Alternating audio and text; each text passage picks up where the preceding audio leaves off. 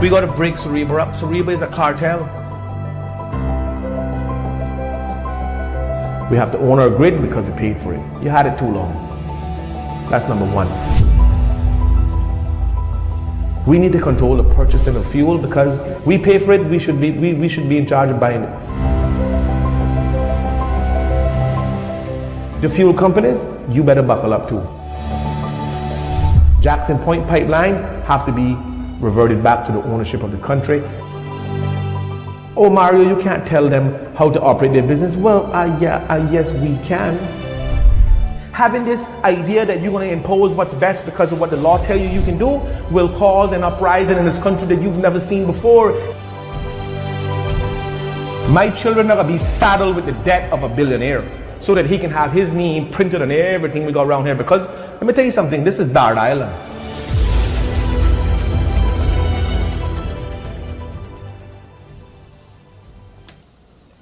Good afternoon, ladies and gentlemen. Welcome back to Word of Mouth for our Thursday edition.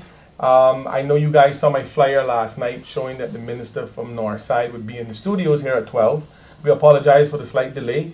We had a slight adjustment in the lineup. Obviously, a pleasant surprise that the Deputy Premier Minister of Tourism is joining us in the studio with an extended invitation from the minister from Northside. So we are very grateful that we were able to get two ministers on at once in our tiny little studio. So obviously on my flyer, we kind of highlighted some of the topics that Mr. Ebanks wanted to address. You know, there's a lot of speculation going on about the searching at the airport and, you know, a lot of different information being shared. A lot of people contacted me actually to have a conversation about it. And I did the best I could simply because I think people don't realize how important an international airport is to a country. And we must, you know, tick all boxes and dot all our I's and cross all our T's to make sure that we don't have any international sanction that will hinder us from day-to-day operation, because tourism is one of the pillars of our economy. So no further ado, I'm going to introduce Mr. Ebanks and Mr. Ruddy, Minister of Tourism and Minister of Agriculture, and welcome them to Word of Mouth and the 12 o'clock edition, which is a rare edition, by the way. So for all you people who haven't on a lunch, you have an opportunity to tune in to Word of Mouth, to listen to some of the things that the government is doing on a daily basis, because misinformation could be just as detrimental as no information. Absolutely. And we need to make sure that we get these things out and create the awareness. So, Mr. Ebanks, thank you for taking the time to come into Word of Mouth, and thank you for bringing along your colleague, Mr. Gary Ruddy. And I really, because this is Mr. Ruddy's first appearance on Word of Mouth, so mark it on your calendar. Thank you First of many, right? First of many. So thank you all for joining us for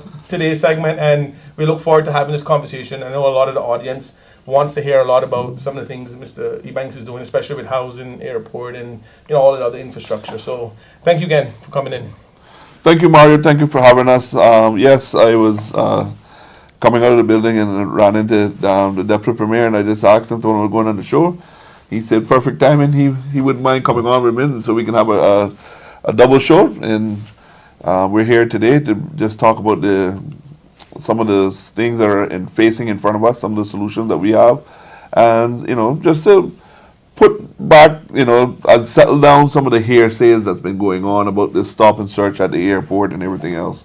Because I know that's I listening to the feedback from the people out there and hearing, and there's been a lot of misinformed, and as you say, if we don't inform the people, and people always speculate on something what's happening or what's happening behind the scenes about this. So thank you for having us here. No, absolutely, and obviously with the wrong information in today's age, that information is being broadcast on everybody's platform. Absolutely, so that's absolutely. why it's important. Yeah. And Mr. Ruddy, it goes hand in hand with your ministry, obviously, because the airport is an essential port for the intake of all these stayover passengers. So, if we have an opportunity to make our airport safer, then I don't understand what the issue is.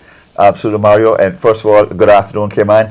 Thank you for having me on the show this afternoon. Absolutely. Minister Jay said he was coming to say, well, you need some assistance. You happen to be on board.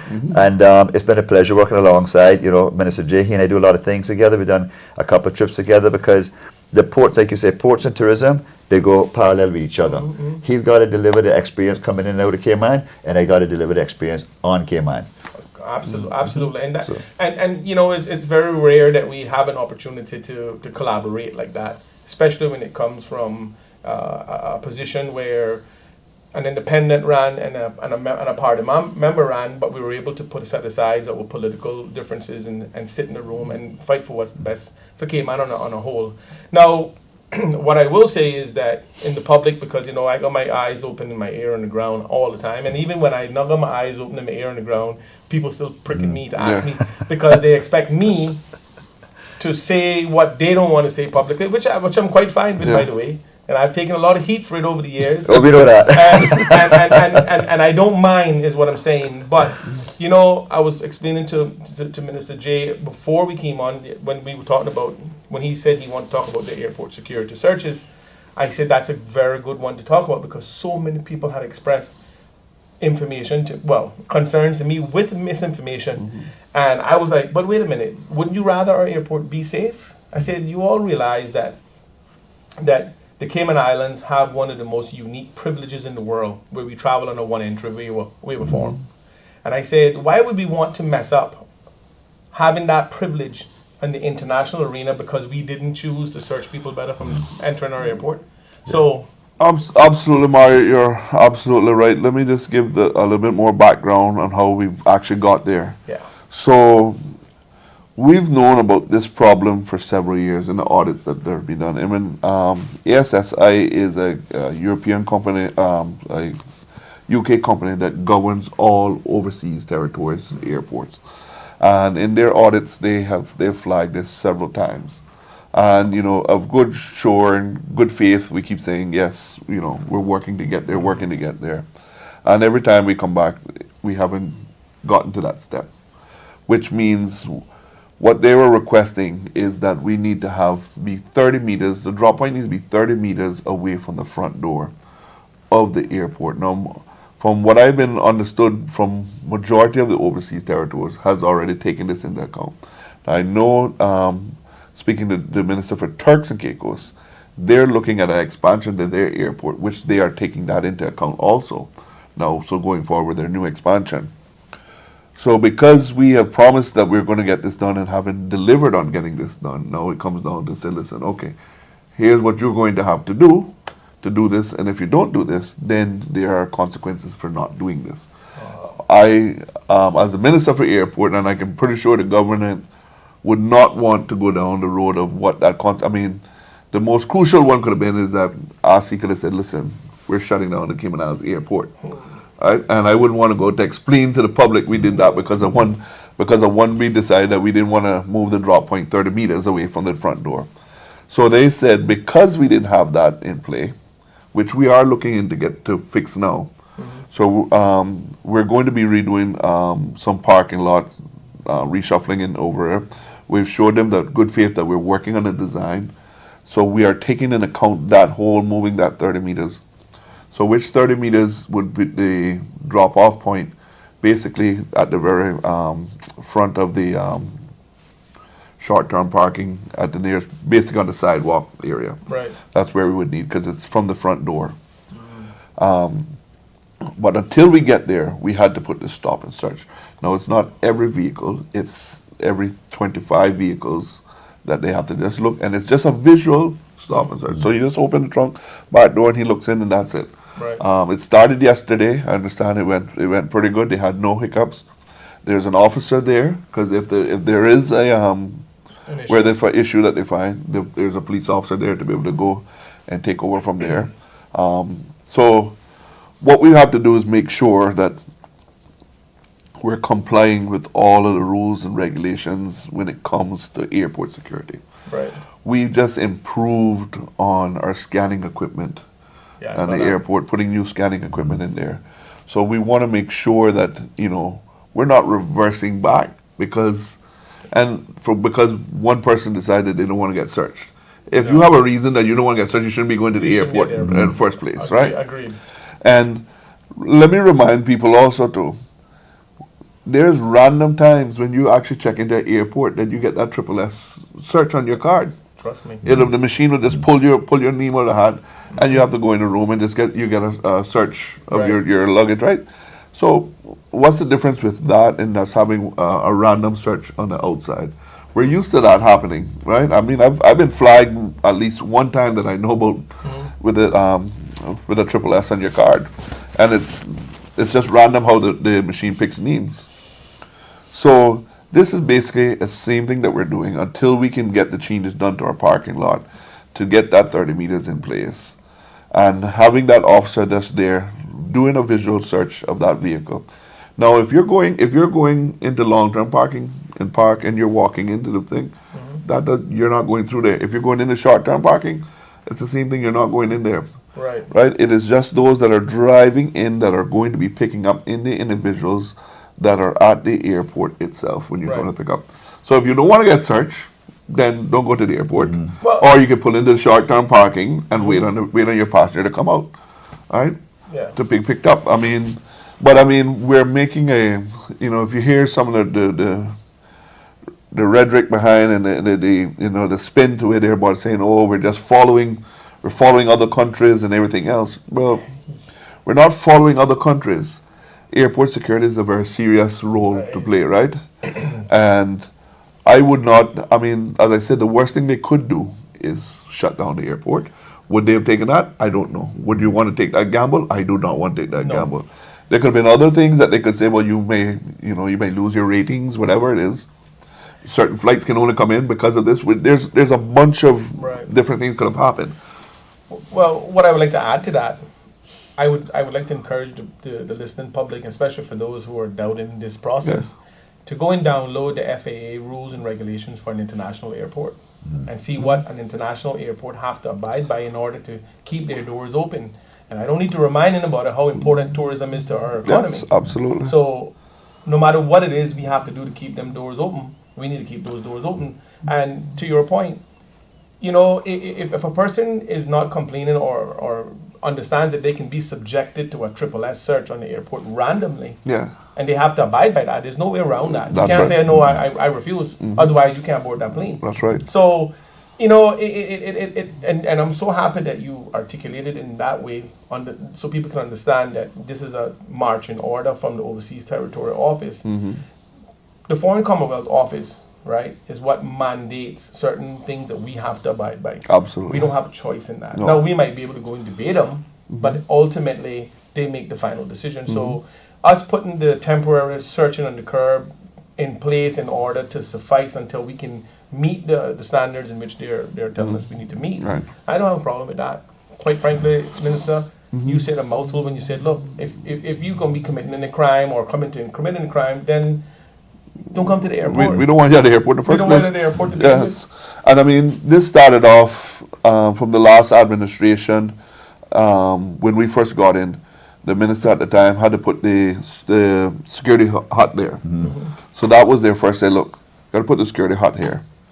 And then, coming back was the next phase. They said, listen, now that you got the security hut here, you have to put the necessary changes to the legislation to improve with the enforcement side for the security until we can meet this drop point of that 30 meters. Right.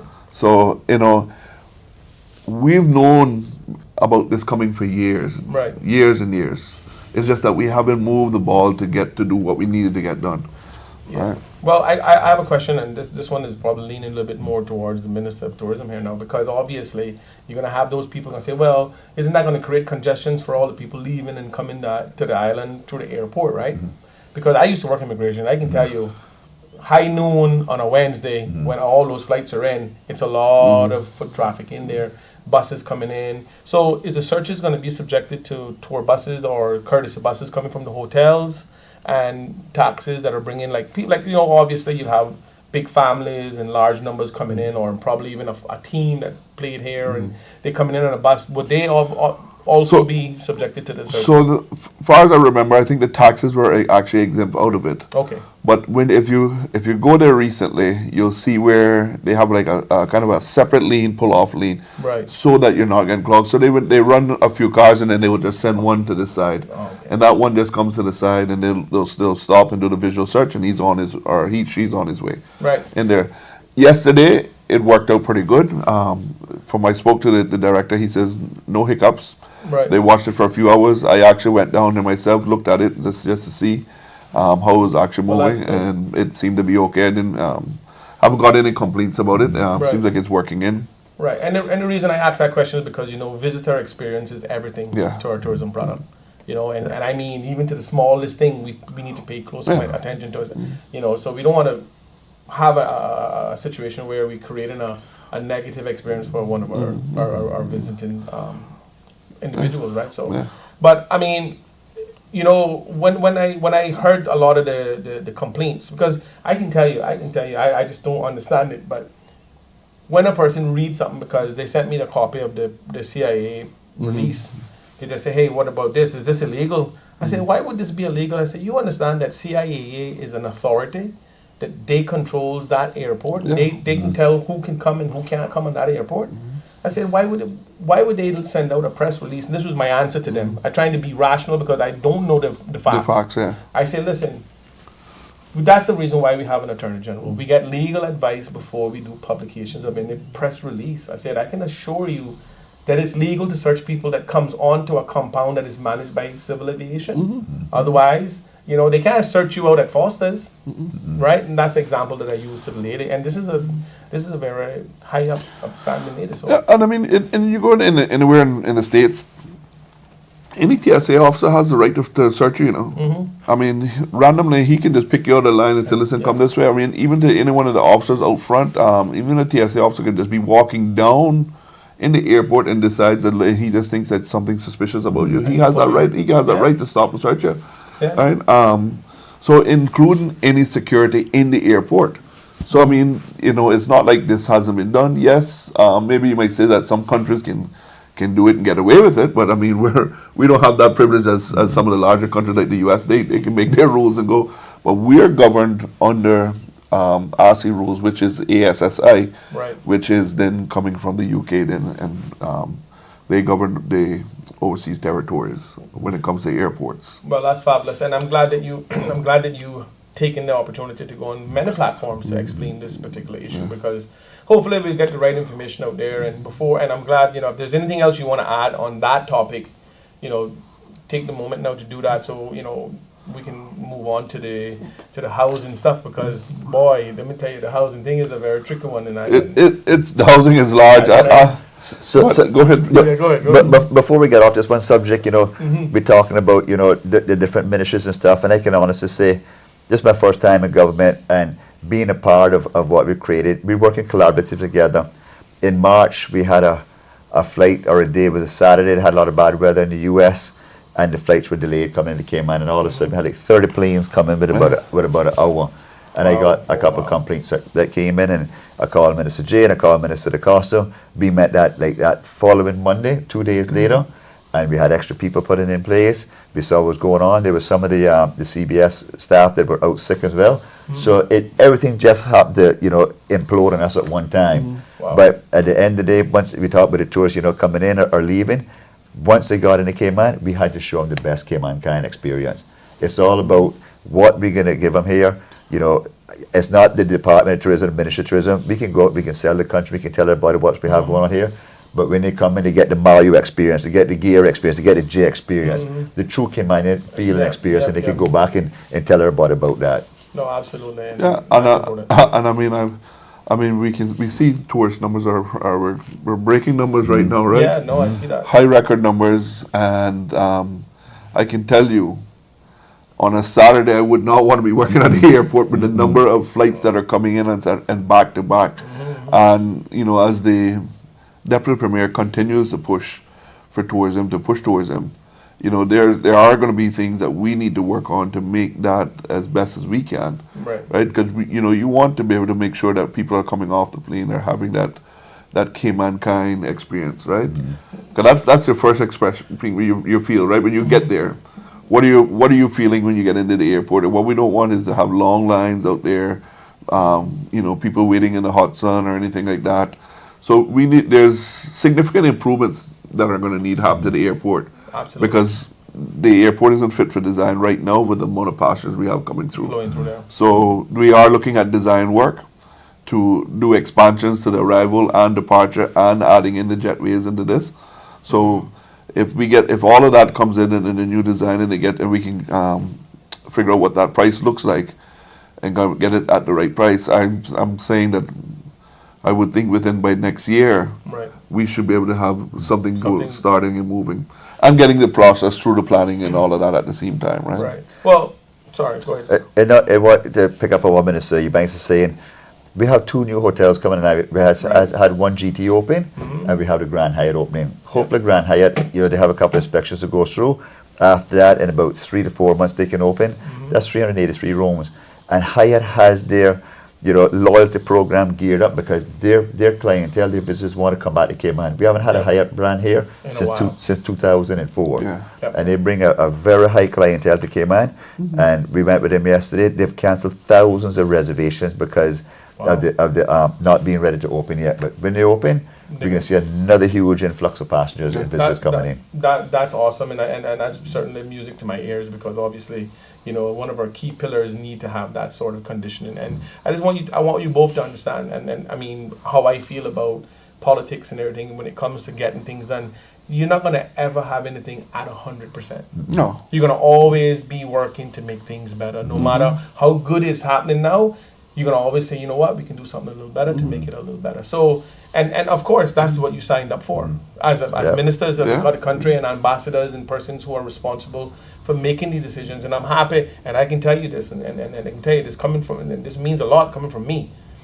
When you see a group of people can actually sit down and make a decision that's in the best interest of our islands and take it forward, now that's what I like to see. Yeah. And I've been seeing a lot of that happening in various areas of the government. And certainly, I'm not one person to just go finger pointing and tearing out. Listen, credit is due to everybody. And once it's in the best interest of Cayman, you got my 100% support. And that's the reason why I do what I do.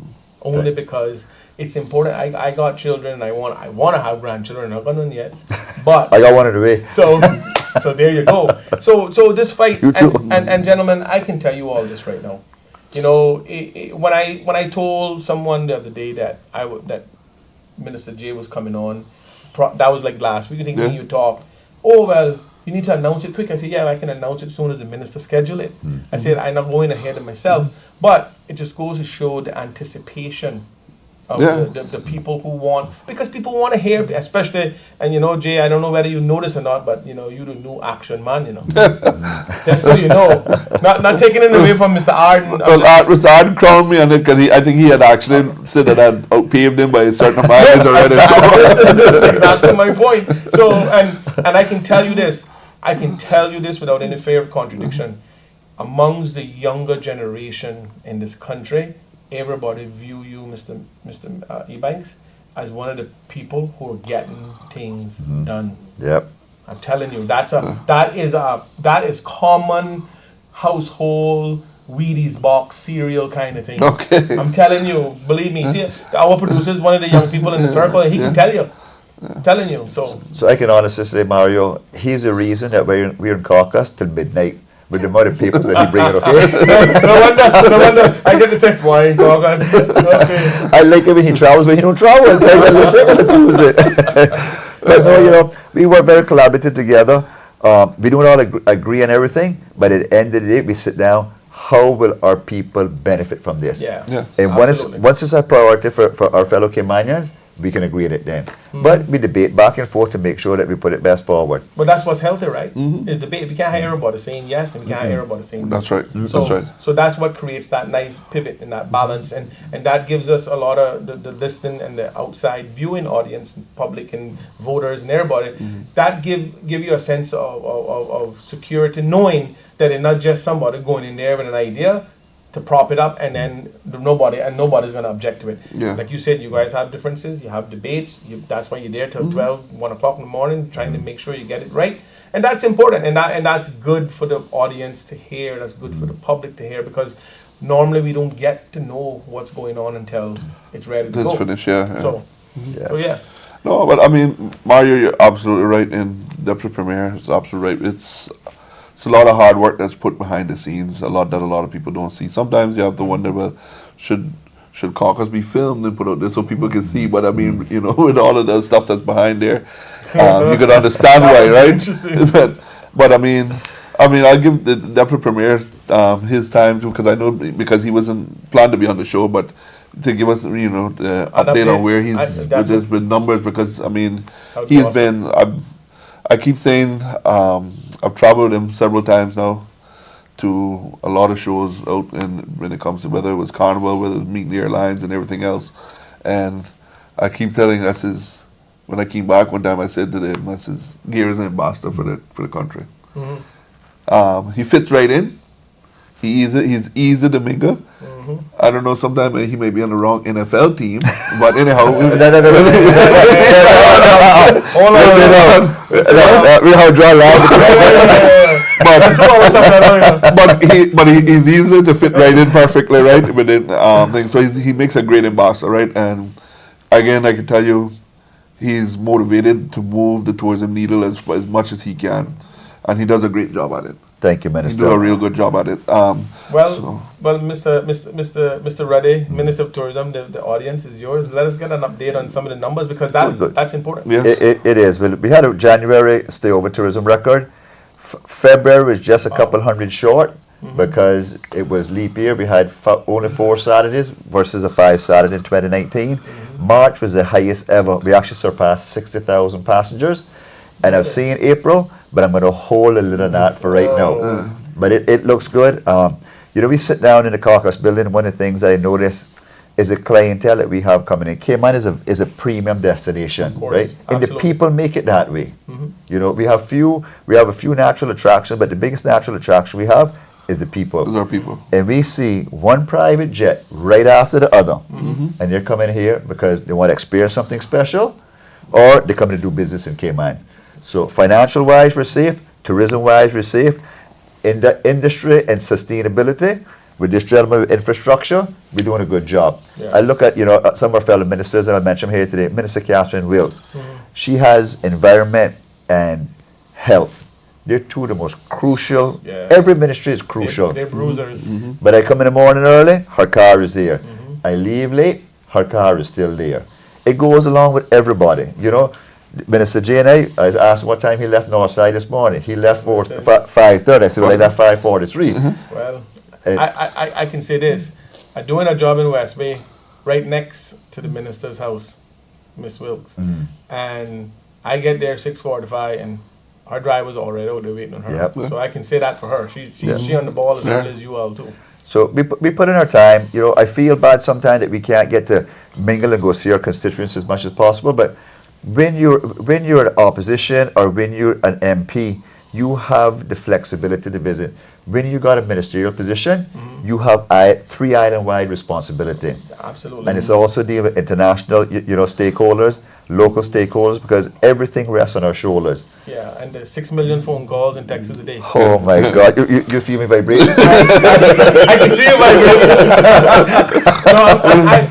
I've been around politics a long time and long enough to know the burdens of being a minister or even just a regular MP on the right side of government, because a lot of people don't, I mean, when I say that, I say this very lightly. A lot of people don't really understand, as you mentioned, the dynamics of the whole thing. Like, if you don't answer a person, it's not because you don't want to talk to the person. It's genuinely 90% of the time because you can't at that moment. You know, and then even if you don't even respond with a text to say, I can't talk right now, still doesn't mean that you don't want to say nothing or respond. It's because you're inhibited to do so due to the immense amount of burden that you have on your plate.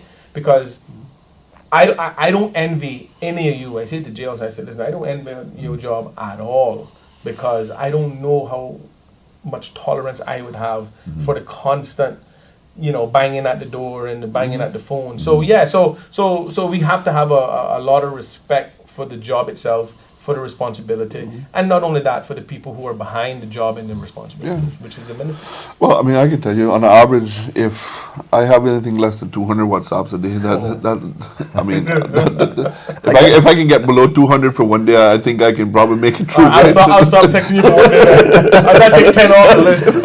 But, you know, I got to pick up what Minister J said here. You know, some of the stuff that we receive, you know, I can reach out to him. I said, my Minister J, feel bad because a lot of stuff I have coming in, you know, pertains to his ministry. He said, you send me everything. And it gets done. Same thing with Minister Rankin, with the Premier. You know, we work together. If he has an issue with tourism, whether it be a hotel or some kind of water sports operator, or someone had an issue on a flight, they can call me and say, can you look into it, right? And we're always there looking out to help each other. But at the meantime, we also have to make sure that our people are being taken care of. And that's number one. We signed up for this, and are you always ready and prepared? No. But at the end of the day, we learn something new every day, and willing to help our people. No, that's absolutely important, and I'm glad that we can have conversations openly about it.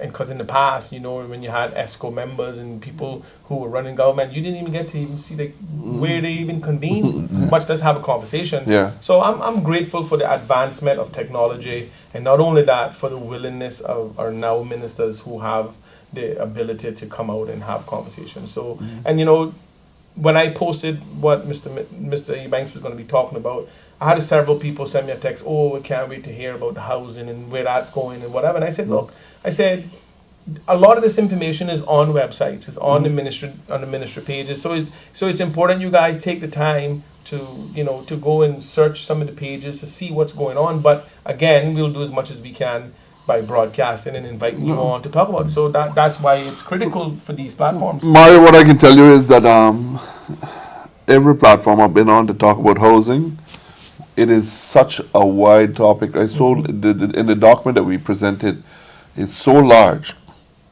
that we don't even get to take off into the document with the time frame that we always have. Wow. But again, it is one that is a huge one.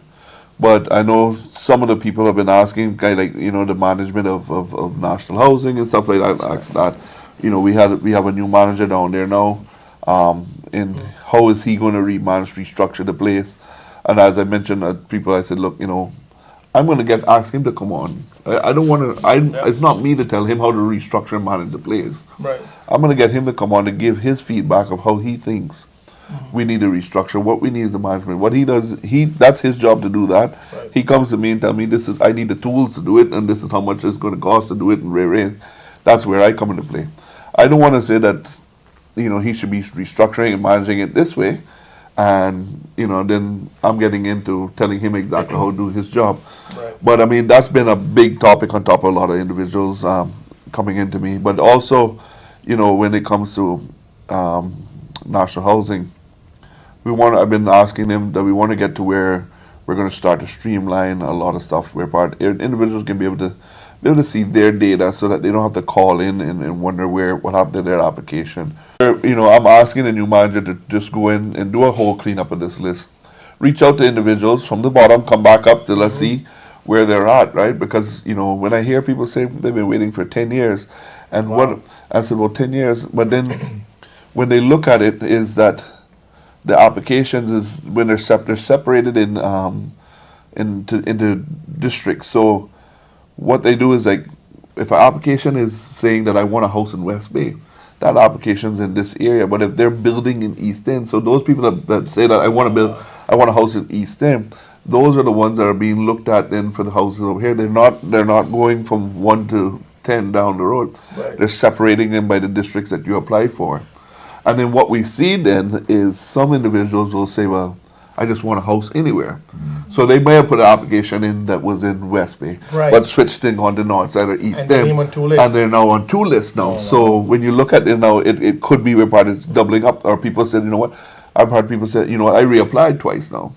So the list that we see with 1,000 names on there could be going down a lot more. So the new manager, I'm asking them to try to clean up the list and look at it and get a true figure so we know exactly where individuals are. Yeah. Because letting everybody know right now, publicly, we're getting ready to start Apple Blossom, Right. which has been one that's been on for me to get started. We finished the first set of homes in the first administration in West Bay, which is at the Lighthouse, I think it's called Lighthouse Gardens. And then now we did East End, Bordentown, and North Side. Now we're back to West Bay. So we're getting ready to start West Bay homes very shortly. Matter of fact, work should be happening on the ground right now. Right. That the first you'll start to see one or two of those homes starting to come out of blocks by the end of next week. So there is works going there. I'm happy to say that we're finally engaging and getting the West Bay site up and going and be able to deliver those homes in that location down in Apple Blossom. Right, because there is a big waiting list of individuals down there that are waiting on homes for West Bay. That was one of the most popular questions I've gotten from several people. Not a whole lot, not overwhelming, but most of the people that reached out were asking me, well, if a person is from, say, Georgetown, can they apply to get a house in West Bay or North Side or East End? Is it restricted that if you got a housing scheme in East End that only people from East End can apply? Or is it that people can apply from different districts? So they look at preference in people that originate from the area first. Right, So that's natural. what I can say is, like, for the North Side one, the night that we presented that we're going to build homes in North Side, we had an application. We had a full civic center, and although it was 45 homes that we're building in North Side, we had over 50 odd applications coming in that one night. So when you look at that transition, when people would say, well, I've been waiting on the waiting list for a long time, but nobody's ever applied for a home in Northside because they never had the intention of building a home in Northside. Right. So those 50 people applied right away that one night, and that's how they went down the cycle then right away for the 45. So we still haven't had enough homes. Then we had to turn around people and say, well, we don't have enough. Are you waiting? Would you like to wait on the second phase? Or would you like to be moved to another location that we're building homes into, which is going to be West Bay now? Once West Bay is started, then we're looking to come into Georgetown. Personally in Georgetown, because the land is, the density of the land in Georgetown, I think we want to come up with a whole new approach. And that's why the framework of this housing plans brings everything into one framework. So we all know now what are the pros, the cons, the problems, and everything in one single document. It's not having to pick this one this way and wondering about this. We have a live document that tells us all the problems that we have, tells us the solutions of it, how we need to go about it, things that we need to do. We have to put legislation in place. Yeah. We need to be there's certain laws that we need to change to be able to make things easier. We need to make planning easier, to be able to streamline a lot of these homes a lot quicker through planning, so that we can get to the 3,000 homes that we're short of. So there's an overarching different sectors that plays this role. Right. But looking at how the government can go into triple Ps with private partnership deals Right. with developers and not use the word force, but encourage developers to get into that market to help us fill this gap where we've left, because what we've did is we had a developer that was filling that gap at one point in time Yeah. and slowed down or actually stopped, and then all these other developers were just hitting top end. So that middle class development that was happening Yeah. just kind of faded away, right? So what we need to do is focus our development back down to that section where we can keep our numbers at the right location when they're building the homes, and then what the guarantees that the government wants to put into place, right? Like bringing back the Gigi Ham program that we're working on right now to be able to put that, because that's going to excel so many more Caymanians to be able to get into a home also. So Well, okay. I mean, I think that's great information for people to know, because I think a lot of people were under the impression that you guys are overwhelmed with the application, which you probably are. But if you can trim the number of that down because of duplications, because I do know one person that's on about 3 lists. It's a different guy, because he said, "Boy, I try and get a house wherever I can get one. Yeah. I can get on." So he's on 3 lists, and that's I know for a fact. May get 3. You're absolutely right. So, Hey, look, I know that there's a program in Jamaica where, and it goes to what you were just speaking about. I think we used to have something similar to that. I think with the Frank Hall homes, where they built them at a certain price range where people could afford or whatever. But what they did in Jamaica in this particular sector in Maypen is what they did is they allocated money for housing, and they encouraged developers to go out and build the houses, and then the government would guarantee these mortgages for these individuals that was on that list. Yeah. Like, I mean, very similar to if the government had built them themselves. Yes. what it did is it encouraged private sector to partner with the government in order to get, like you said, to fill the gap. Now, I clearly, I went through the ESO and the physical budget and appropriations, and I can tell you, it's an immense amount of responsibility in the appropriations for government funds. Yeah. So people don't really understand entirely what appropriation funds mean. You know, this is the government's responsibility, and you have to appropriate funds accordingly, right? Yeah. So when you look at housing, people just assume that should trump everything else in the portfolio of appropriations, when it really don't. No, it It doesn't. really don't, because there's a lot of other things that are just as equally important, or some that are far more important. So Part of the policy talks about also how do we work with developers, right, and get developers to engage into building the homes. You know, we always talk about these concessions that we help. giving people, But the concession, we can look at concession for developers to be able to lower the cost for homes for individuals, right? so they can be able to So that afford they can be able to afford them. So if I would be happy to help any developer that comes to the government that wants to say, look, if you give me X and work with me with this, I am going to be able to deliver the homes at this budget for Right. you, and I'll be able to deliver 300 homes for you. Right. Right, because that's the only how we're going to take ourselves out of this problem that we've created, is that the infrastructure for the middle class and the lower class have never kept up to par, and we've just kept to the higher end. So if there's ways that we can look at working with developers, and I must say, since we've laid the policy out, pretty much every single day there's been some person, some developer, some contractor coming to the front line and saying, hey, we've seen the policy, we read it, we like it, here's some stuff that we think we can do to excel this, to make this work, here's new things that we think could work to lower the cost of construction.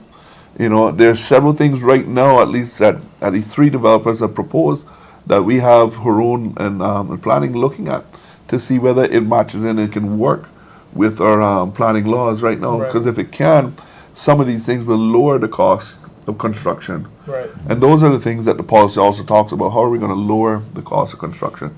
Yeah. So it's a major document.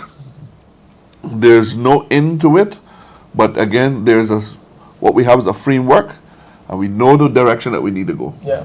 It's a win-win-win. It is Yeah. a win. I want to make one small plug in regards to cost of material and construction. What I've noticed, and I can tell you because I unfortunately follow this stuff way too much. I need to cut back, to be honest. But I get all of the newsletters and stuff because when you subscribe to a certain Yeah. platform, they send it to you Every constantly. day, yeah. You don't read everything, but when certain things stick out, like So- cost of freight going up by 10%, you want to say, wait, because we import every single thing. So And then that might not only be the freight, it might be the bunker charges too. right. So when I saw the increase of freight in the past 4.5, I would say right around COVID's peak, which is what, 2021. 2020 was when it started. 2021 is when it got really bad. The reason, and I see the index, right? So it's not Mario's interpretation. These are the facts that I've Yeah. read. One of the major factors in the cost of building right now is not really the material and the manufacturers, it's the freight. Yeah. The freight has gone up, I mean, tenfold. So I don't know what the solution is. Now we can talk about ideas. So you picked out a good topic right now. Trade is actually under my ministry, and it's a new portfolio. And Mario couldn't hit it more in the head square than what you've done. Every time that we bring in an item into Cayman, you said everything is imported. Yep. Every time that changes hands, it's an added expense. So we put a commission together. We're looking at places right now, say Brazil, Colombia, Honduras, and Panama, to see what kind Right in the region. right in the region, Nice. to see if we can get some of these products, not only construction materials, but even food as Food well. materials, yeah. Agriculture is huge. You know, we talk about, Minister talks about, sustainable agriculture here as well. But if we can look at bringing some meats, protein, chicken, whatever, from other countries Right. at a lower price, but If that goes from South America to Miami, change hands up there to Too many Florida, people to come benefit. back, Yep. everybody has a price tag. Yeah, there's a compensation for every handler, and that accumulates, and then we pay it at the bottom end, and that's the same thing Yeah. with fuel. I tell people all the time. I said 7 to 80% of all the fuel that sells out of the Gulf of Mexico comes from the Middle East. You imagine buying fuel? Imagine me and you ordering a 10-gallon tank of fuel from Afghanistan. You know how much money it's gonna cost before it get to us? Because Yeah. it got to be shipped. So when you put it in perspective like that, and I know Jay have been pounding the food security thing from oh my gosh for God knows how long. But you're absolutely right. We need to start focusing on the region. Cost of freight has impacted the cost of living in the Cayman Islands so much that people don't really understand. It's not only fuel, that freight cost. I tried to bring, I can just give you a small quick scenario. The race boat that I acquired back in 2022, right? I say, you know why I can bring it home because I paying storage in Florida for it. They quoted me $37,000 just for freight. And I said, but wait a minute, I paying $250 a month. Storage, I might as well leave it up there in storage. So I asked them, I said, why is it so expensive? Oh well, cost of everything gone up. And freight is a pivotal. Mario, I've said it from the last administration, and I've said it to a few of my colleagues, right? At some point in time, and I'll put it out there, some people may beat me for it and say, yes, it's a good idea, or no, it's a good idea, but at least we're putting out there to talk about it. We own our own airlines, we need to own our own ships. Thank you. That's Thank right. Thank you. I've said that a million times, and you know what? You got my support. I'll be the first one to There's sign. other Caribbean islands that have realized that they had to get into the shipping business to be able to lower their costs and be able to deliver to the goods and services that they wanted to get to other countries. You know one of our biggest obstacles, Jay and Mr. Ruddy, is this Peanut. thing called Peanut.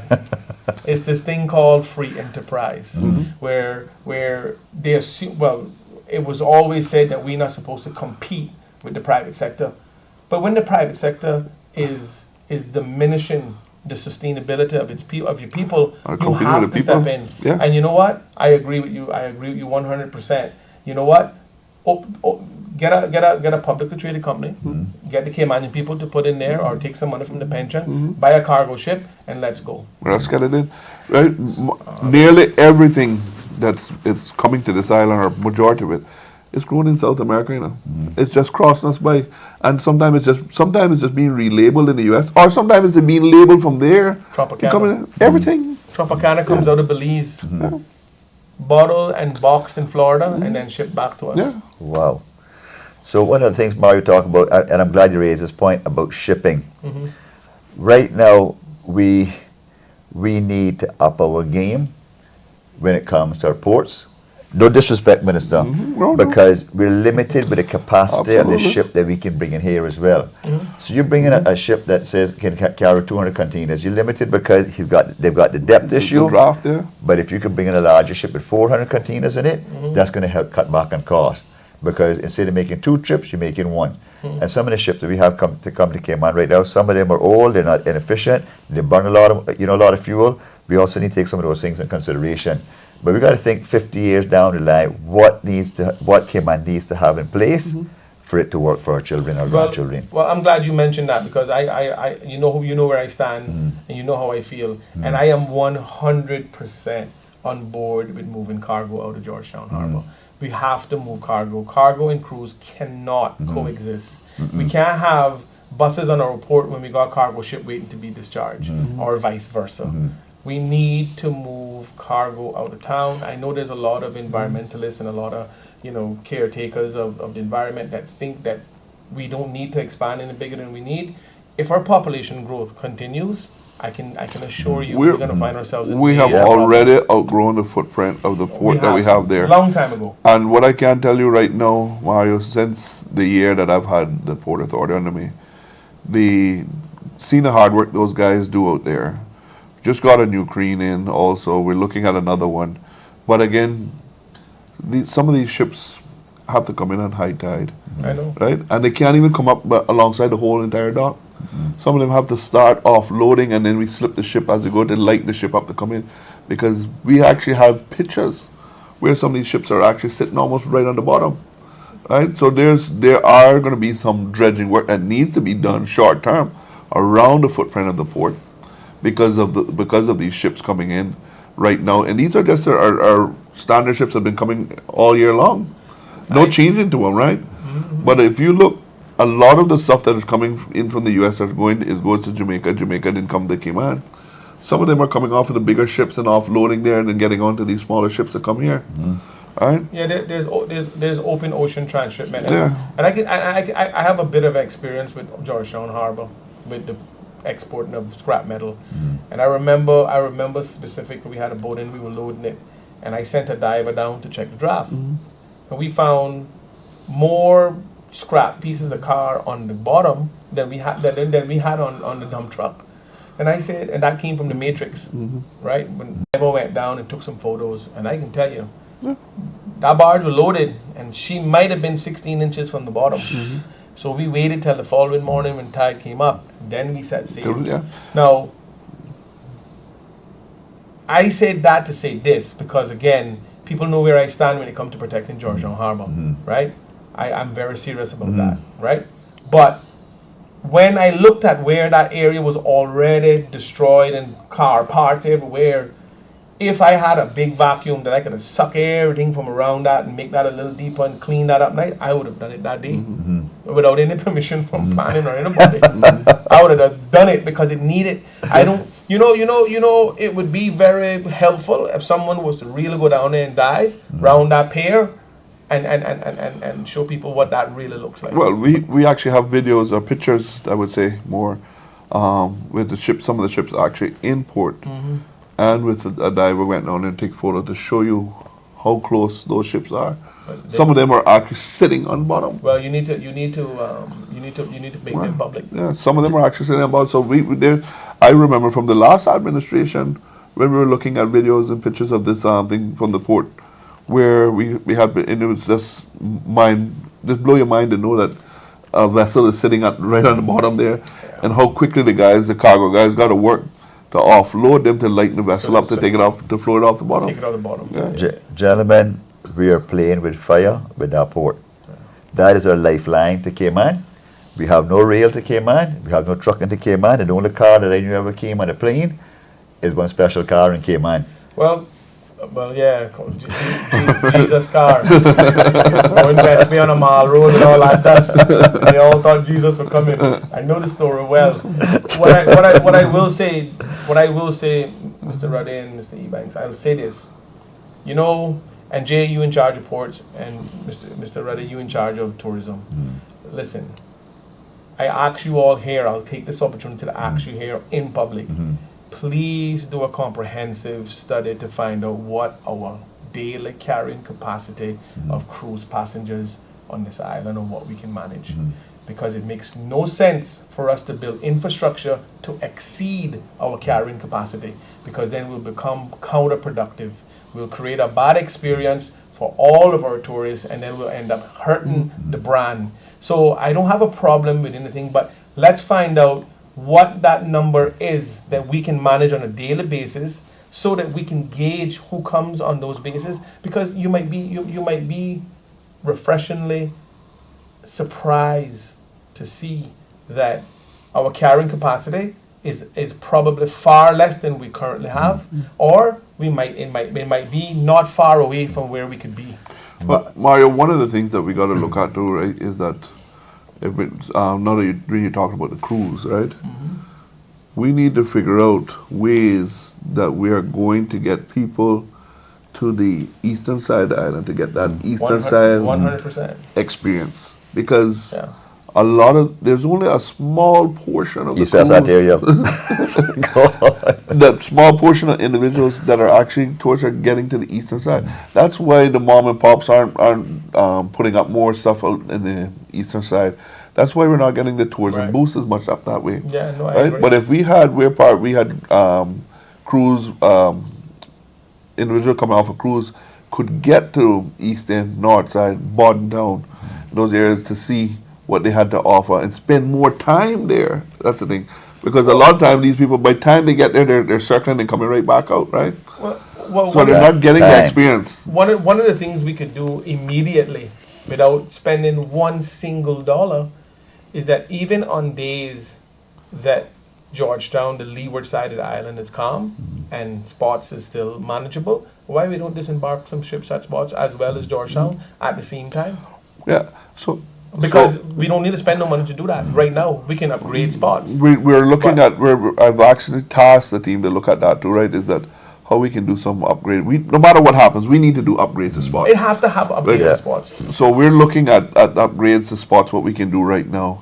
But again, yes, if we can have where there's at least, I remember talking to the minister back then of trying to get at least 2 ships or 1 ship always, at least once a week on spots. Because if you can get that 1 ship and that every individual then disembark and goes east, that's a lot more money that'll be flowing into people at the eastern side of the Let me island. tell you, Right? I mean, we have the eastern side of the island has a lot to offer too. it has tons Right. of things to offer. Yeah. In fact, it has some of the most authentic experiences. Yes. I might add, because when you go to the eastern side of the island, you're going to actually see a Caymanian, and you're going to see people who are actually Yeah. involved in their own personal businesses. Yeah. Because I had some people stop up north side, a little place I built up there. They thought I was the entrance to Crystal Cave. They said, "Oh, well, where are the caves?" I said, "Well, you got to go a little further up the road, go around that corner." No, you you don't start trying to build a cave there on the back. don't get me wrong now. I said, maybe I can call this a tourist trap. where I can hand out flyers for $1. You know what I mean? But it just goes to show you that the people, well, especially the stayover tourists, they're everywhere looking for stuff to do. And I've sent some down Barefoot Beach to tell them where those wrecks are. Send them out there with snorkeling goggles. I mean, trust me, I've been a tourism ambassador voluntarily Yeah. or involuntarily. Because when people stop and ask a question, of course I can point them in the right direction. So, Cayman kind of experience of getting. well, the thing is, Mr. Ruddy, I can respectfully tell you, I don't agree with Cayman kind because we gotta have a brand before we can have a kind. We've been kind for too long. We've been smiling and waving for too long. Yes, we would all like to see a Cayman brand. I don't disagree with Yeah. with the initiative, you know. I'm saying, but let's get something that we got our face on. That's our tourism product. You know what I mean? And it's hard because we don't harvest enough Caymanians to take every job in the industry. So we got to stop fooling ourselves. Well, why Caymanian no work there? Well, you know what? If we have an island that demands 30,000 employees and we only got 10,000, where do you think that it's money coming from? Yeah. So we have to come to that reality, you know? We're a service demand country. we can't risk the experience that the people having here because you're paying premium money to come to Cayman. That's You right. know, we talk about getting Caymanians involved. Minister Miles and he's been very instrumental. You know, a lot of job fairs and stuff. And people think about a hotel. Oh, I can make a better vacuum the floor. Yeah. You can get to electrical, plumbing, AC, accounts, So much marketing. There's so many career opportunities inside just one resort. But people just have to have that one opportunity and one chance to get in the door. No, I totally agree, and those are the areas that we can work on and making better. And believe me when I tell you, when I heard you got the Minister of Tourism, I smiled. I said, yeah, well, you know, if I know more rooted Caymanian that want to see that better than here, right? Because at the end of the day, portfolios and ministries is what they are. Now, when you got somebody who's passionate, who understands it and understands the importance, that's why, Jay, I can't imagine anybody else being in charge of roads. I got protest. Or when you 90 and retiring, we protest it. Because Bring 'em back. we want somebody who gonna say, you know what, we need to fix that. Let's fix it. As opposed to, well, let's have a meeting to talk about a meeting to have a meeting to talk about the road. Let's just fix the road. You know what I mean? So it's refreshing in a way that we have people that we can approach, because some people are unapproachable, you know.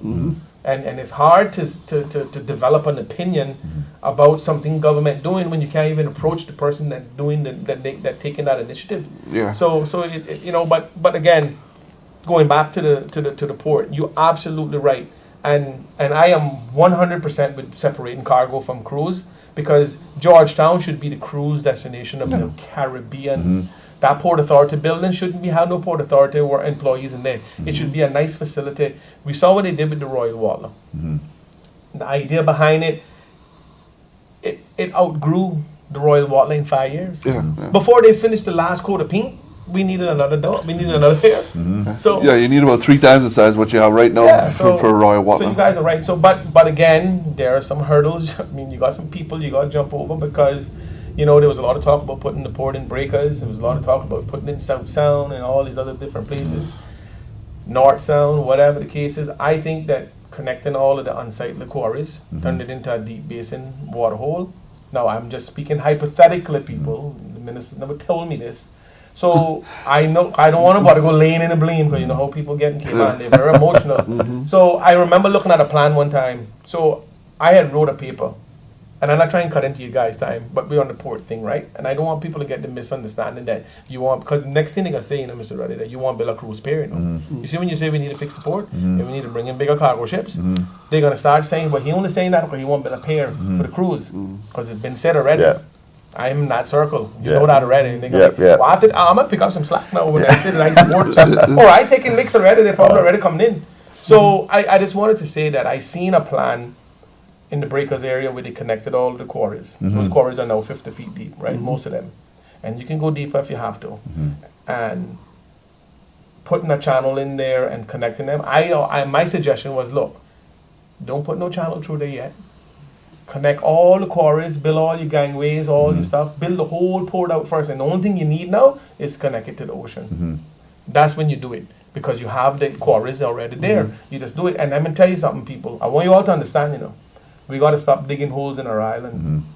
Jamaica got way too much aggregate for us to be digging holes in our island. We need to broker a deal with them, become a partner, we pay them a royalty for their aggregate, just like how the quarries pay a royalty to the government here. Anyway, I don't want to jump off topic. Yeah. Gentlemen. I want to go back to the cruise and tour thing you're talking about. Yeah. You're talking about a number that we need a cap. What we need to focus on, Marion, I say this during the campaign, quality over quantity. Every day. Quality, we see it in our stay-over tourism. We can see it in our cruise tourism as well. We've been having a lot of good meetings with the cruise lines. One of the things we just learned, they have $100 billion in new cruise ships being built right now.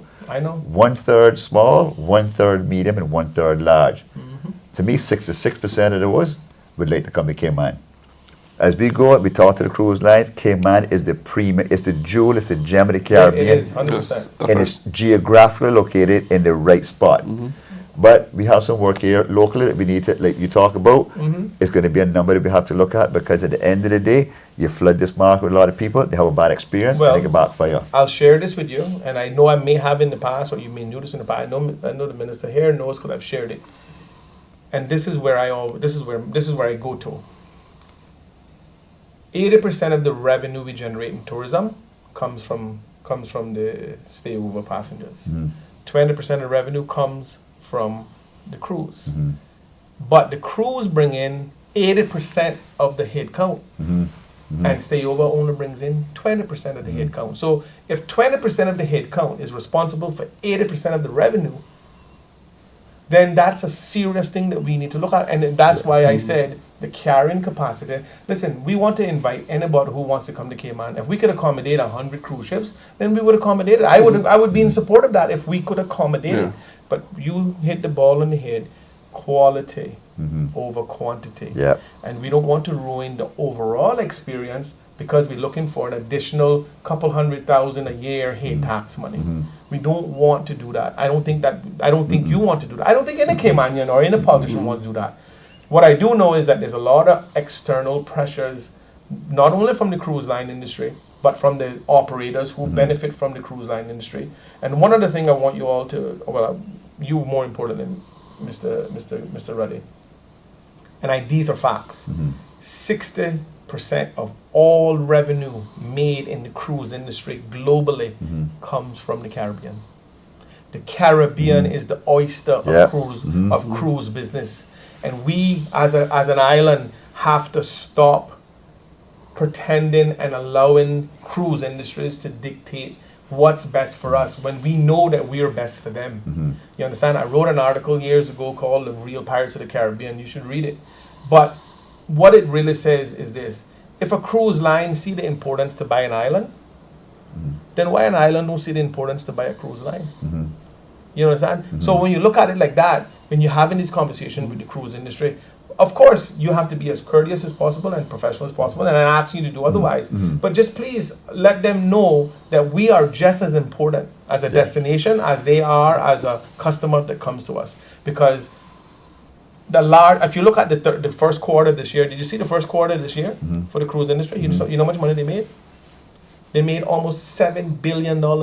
You know where 65 and 80% of that came from? Caribbean. Right here in the Caribbean. Caribbean. So we important. You know. So, one thing we talked about, Mario, is I've established a good relationship so far with the cruise And lines. that's awesome. And I have to tell them, I say, listen, we're in a partnership together. It can't be a one-way street. We have our local people. They need to put food on the table. They need to put their children in school as well. I said, we look at the summer months. We have some lean summer months. Minister Jay, he'll tell you, I said, we need more participation. We got 4 lean months, but it's been like that predominantly from Forever. whenever, forever. But I said, at the end of the day, we have to focus. Help me help my local people. Okay, we're doing everything we can to take care of you. But at the end of the day, if my fellow Caymanians are not making it, that's where I got a problem. Yeah, we have an issue. So, so I said, you got to come on board with us. That's honorable. Help us get to where we got. I said, we have the airlift coming in. We have the stayover tourism. I will focus with cruise as well. But at the end of the day, you have to meet me at least half. You have to meet me part of the way. But you know what? I'm so happy to hear that, Gary. Peanut, whatever you want. You call me you want. I can tell you that's what we need. We need champions of industries. We need people who understand that. Listen, yes, we know how important your contribution is to our economy, but we need you to also know that we know how important our destination is to your portfolio. Yes. Yeah. You know, so we have to have that. To your point, we have to have that balance. Yeah. We cannot discount the Cayman Islands as a destination. No, okay? no, we cannot. We are the most sought after in preferred destination there is, and we can't undersell it. Nope. We got to hold that value, and we got to make sure we deliver that product at the best. Without the Cayman Islands, there is no Western itinerary. I'm telling you all that now. I went to the Cruise Ship Association annual thing down in Mexico. I was there and I listened to them, and they tailored their entire strategy around the Western Caribbean. Listen. So anyway, gentlemen, I know you all might be pressed for time and whatnot, and Mr. Ebanks, I'm so happy we had an opportunity to talk about that curbside searching thing, because there was so much misinformation, and then obviously the housing, and then we got to talk to the minister about some tourism. I know he don't want to give us them April numbers, but They coming, man. They coming. but we just said they're larger than the March numbers. They look good. Invite him back on the show. I know how extended it is. When he ready to announce the numbers, man. When you're ready to reveal them, you give us a shout, man, and of course you can send out your statement and you can come in. We can have a talk about it. That would actually be very, very helpful to the public. That'd be good. You know, we're starting Austin on Sunday. Cayman Airways. And Yes, that's right. I saw that. We're tapping into that market. That's a huge market for Cayman stayover visitors. And I think it's going to do extremely well. There's a lot of affluent people there in Austin. Austin is one of the fastest growing metropolitan cities in the United States. And people just want to come to Cayman. So what better way can they come to Cayman but our own national airline? Yeah, no, and we absolutely. have to take great pride in Cayman Airways. You know, not too many countries have their own airline. If we're going 50 plus years with our own airline right now. That's awesome. And when you look in that front seat, in the left and the right, there's a Caymanian taking you to your destination. Let me tell you, I got extend on that right quickly. I know I like to talk, but I had a conversation with someone telling me, oh well, we need to stop subsidizing Cayman Airways, and Cayman Airways is dreaming us down. I said, let me explain something to you. Cayman Airways is bringing over 200,000 people here a year. And I said, you know what you do? You go calculate how much money them 200,000 people inject in this economy.